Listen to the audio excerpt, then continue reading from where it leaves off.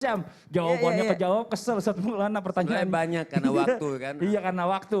Ini kadang kita suka bingung nih ya pada saat waktu kita sholat mepet-mepet gitu ya. Tapi ya mohon izin nih, ya mungkin ibu-ibu yang di rumah nih sering mengalami, kita juga sering kejadian pas kita lagi sholat, seandainya kita lagi umroh atau lagi haji gitu ya. Ada yang namanya anak kita ini yang lagi mulai belajar jalan atau lagi merembet atau mungkin juga lagi ngerayap ya gitu ya. Nah itu kadang-kadang bikin gak konsen, ada yang digendong. Terus ada juga dilepas lagi, digendong lagi. Nah itu bagaimana hukumnya Ustadz Syam? Mohon izin penjelasannya nih. Baik, Bismillahirrahmanirrahim. Tabaik guru Ustadz Maulana, Habib Muhammad, Mas Fadli, serta guru-guru kami yang dimuliakan Allah Subhanahu wa taala. Bismillahirrahmanirrahim. Alhamdulillahirabbil alamin. Wassalatu wassalamu ala asyrafil anbiya'i wal mursalin sayyidina Muhammadin wa ala alihi wa sahbihi ajma'in. Asbahna wa asbahal mulku lillahi rabbil alamin. Subhanaka la ilma lana illa ma 'allamtana innaka antal alimul hakim. Rabbi shrah li sadri wa yassir li amri wahlul 'uqdatam min lisani yafqahu qawli waj'al li waziran min ahli. Amin amin amin ya rabbal alamin. Maka selanjutnya disebut gerakan juga nih. Karena dari tadi dibahas dari awal sampai sekarang ada lagi gerakan-gerakan. Nah salah satu ajaran agama kita, fondasi agama kita itu adalah hifdzun nafas. Menjaga jiwa, menjaga nyawa seseorang termasuk daripada nyawa anak-anak kita. Maka seorang yang sedang sholat lalu dia punya anak yang sekiranya andai saja dia tidak memeganginya maka akan berbahaya bagi nyawa sang anak. Misal dalam rumah ada kolam nih. Ada kolam, takutnya anak itu kita lagi sholat dia nyebur ke dalam kolamnya. Subhanallah. Atau misalnya ada sesuatu yang berbahaya bagi dia. Ada dispenser misalnya, ibunya lagi sholat, anak itu main, dia pencet air panasnya, berbahaya bagi dirinya. Nah ajaran agama kita menjaga kehidupan seseorang. Maka boleh hukumnya seorang ibu menggendong anaknya. Contoh, contoh. Ini kita lagi sholat sama-sama. Kita lagi sholat dulu. Minta Mas Gali bawa anaknya, maaf Mas Gali. Nah iya, kita contoh dulu kita lagi sholat. Ya. Lagi sholat nih. Ini lagi sholat, dia ada anak lagi nangis. Ini ceritanya anaknya saya aja kali ya.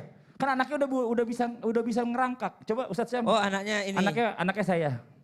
Ini ada jamaah lain. Kalau anaknya Fadli gimana gendong? Gimana gendong? Kan sebelum gendong. Ini udah dikasih yang kecil dari anak gede. Anak yang sudah jalan-jalan. Iya, yang udah jalan-jalan, gangguin orang lagi ya kan. Itu kan bikin kita nggak konsen. Nah, Ustadz mana sih nih? Jamaah yang sebelahnya Ustadz Syam ceritanya. Masih jahil dia. Enggak. Ya Cuma lagi sholat gitu. misalnya anaknya lagi berjalan maka diperbolehkan untuk mengambil sang anak yang jelas tidak melakukan gerakan yang fahish. Ya Allah ini anak dipegangin aja lagi, kasih dong kesempatan. Syarat untuk menggendong anak, yakni memastikan dahulu bahwa anak tidak membawa najis.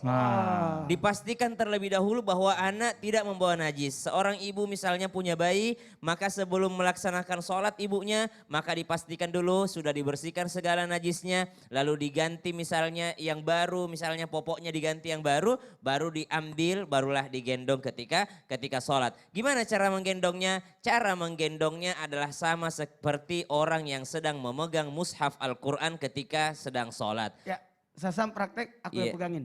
Oh gitu saat ya. Ya, saya juga bisa pegangin. Ya. Ini kita lagi press conference. Allahu Akbar. Maka digendong saya seperti ini ya. Minal jinnati wan nas. Allahu Akbar. Boleh ditaruh ketika ruku. Kalau ada tempatnya, misalnya ada ranjang boleh ditaruh. Taruh Allah. Anggap aja saya ranjang. Saya ceritanya ranjang. Minal jinnati wan nas. Allahu Akbar. Sami Allahu liman hamidah, sampai ke bawah sampai seterusnya. Begitu pula ketika sujud boleh ditaruhnya.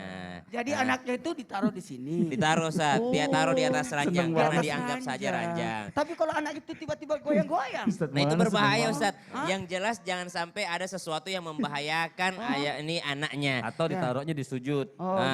Kalau misalnya pas sujudnya mau ditaruh pas sujud, silahkan ditaruh pas sujudnya. Gitu. Anak yang sudah lari-lari boleh ditangkap sama orang tuanya. Nah, gitu. sebagaimana baginda Nabi SAW bersama dengan cucu-cucu beliau. Maka subhanallah kita sangat menjaga diri kita, menjaga anak-anak kita. Tidak ada alasan orang untuk meninggalkan ibadah sholat. Tidak ada alasan orang untuk meninggalkan sholatnya. Maaf, ranjangnya mau pindah, ranjangnya udah juga. mau pindah. Ranjangnya Masih mau ada pindah. bayinya, kasihan jatuh. Takutnya nanti bayinya jatuh.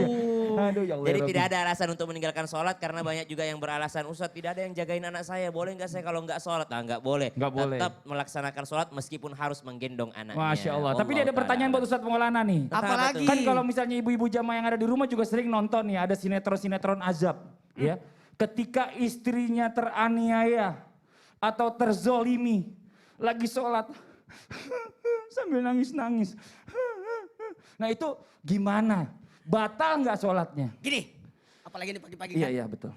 Ke pasar belanja ikan, Cakep. sebentar ada iklan. Gitu doang. Kirain mau panjang jawabannya. Ya udah deh, buat jamaah yang ada di rumah nih ya, jangan kemana-mana. Kita akan dengarkan jawabannya setelah yang satu ini. Tetap di Islam itu indah. Jamaah, oh jamaah. Alhamdulillah. Ajak-ajak dong kalau mau maju. Iya, iya, iya.